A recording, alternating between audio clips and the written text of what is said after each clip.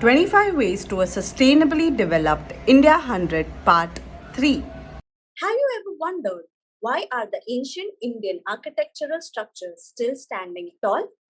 The Taj Mahal, the forts across the country, ancient temples, and even government structures are still standing in spite of being made centuries ago without much technology.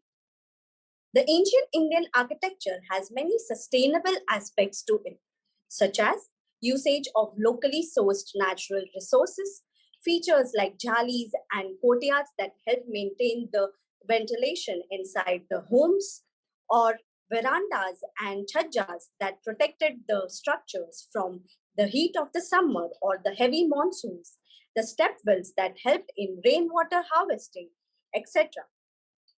Modern infrastructure is incorporating glass and concrete that is contributing to the urban heat island effect and also poor indoor air quality.